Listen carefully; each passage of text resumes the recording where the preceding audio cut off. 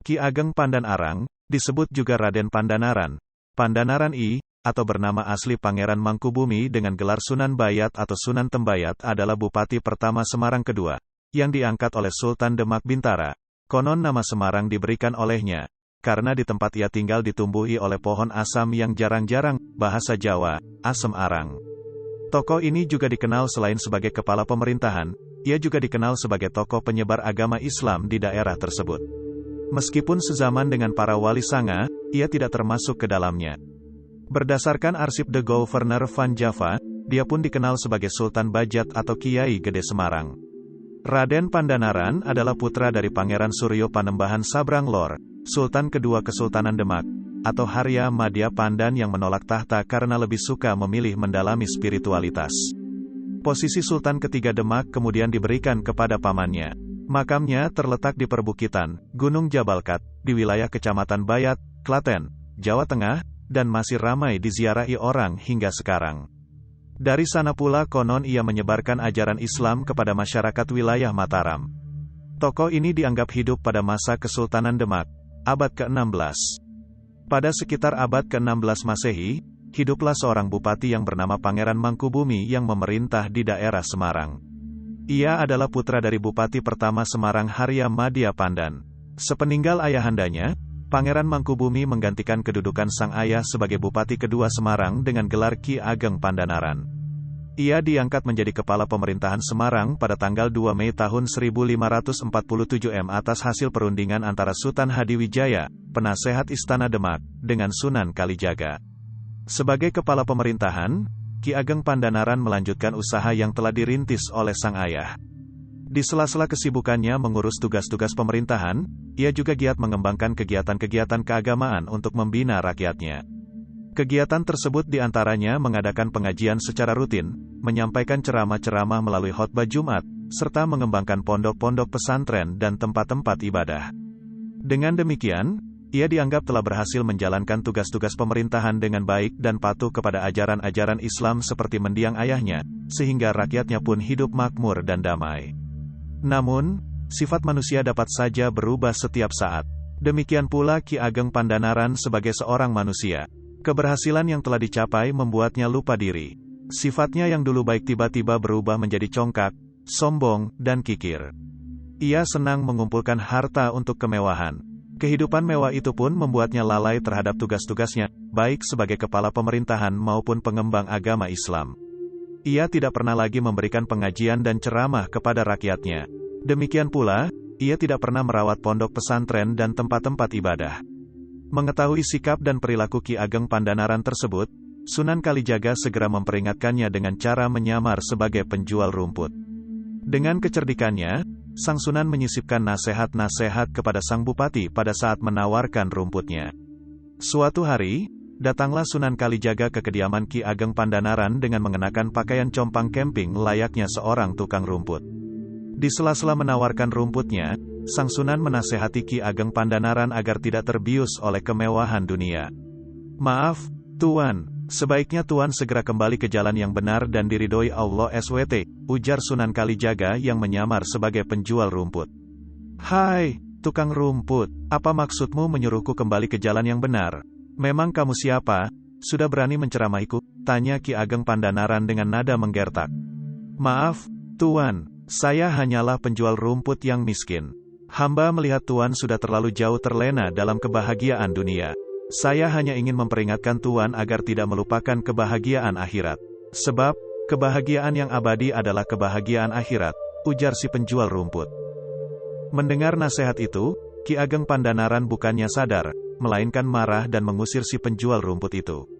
Meski demikian, si penjual rumput tidak bosan-bosannya selalu datang menasehatinya. Namun, setiap kali dinasehati, Ki Ageng Pandanaran tetap saja tidak menghiraukan nasihat itu. Khawatir perilaku penguasa daerah Semarang itu semakin menjadi-jadi, Sunan Kalijaga menunjukkan kesaktiannya. "Wahai bupati yang angkuh dan sombong, ketahuilah, harta yang kamu miliki tidak ada artinya dibandingkan dengan harta yang aku miliki," kata penjual rumput itu. "Hai, tukang rumput, kamu jangan mengada-ada, buktikan kepadaku jika kamu memang orang kaya," seru Ki Ageng Pandanaran.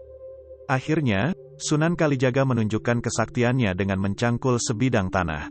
Setiap bongkahan tanah yang dicangkulnya berubah menjadi emas. Ki Ageng Pandanaran sungguh heran menyaksikan kesaktian penjual rumput itu. Dalam hatinya berkata bahwa penjual rumput itu bukanlah orang sembarangan. "Hai, penjual rumput, siapa kamu sebenarnya?" tanya Ki Ageng Pandanaran penasaran bercampur rasa cemas. Akhirnya, penjual rumput itu menghapus penyamarannya. Betapa terkejutnya Ki Ageng Pandanaran ketika mengetahui bahwa orang yang dihadapannya adalah Sunan Kalijaga. Ia pun segera bersujud seraya bertaubat.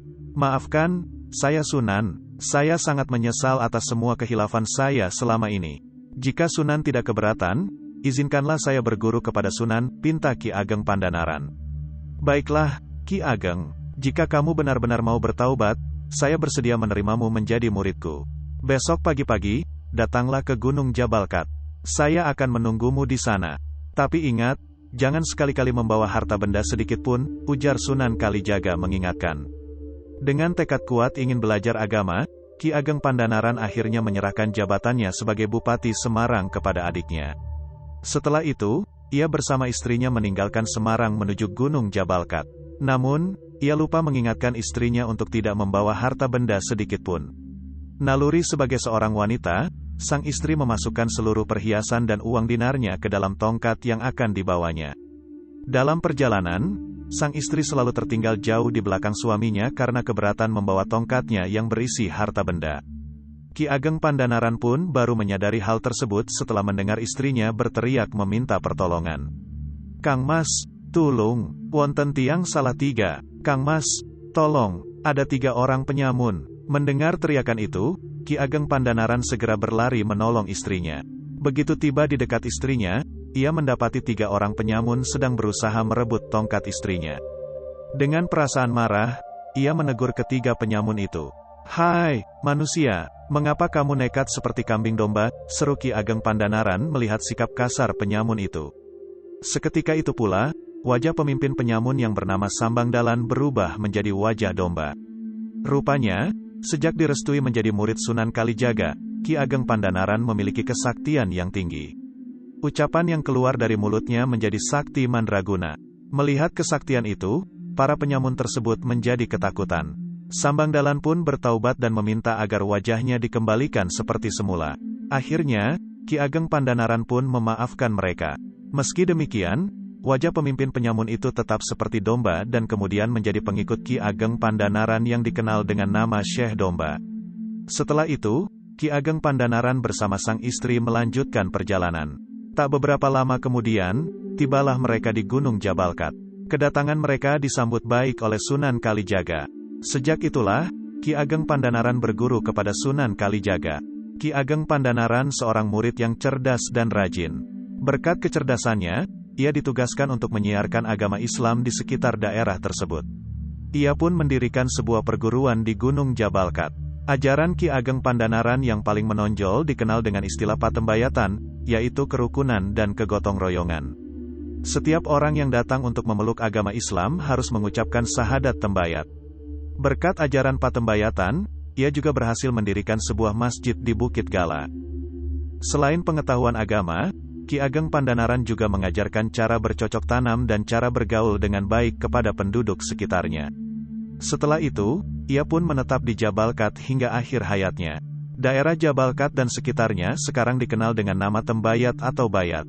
Itulah sebabnya ia diberi gelar Sunan Tembayat atau Sunan Bayat.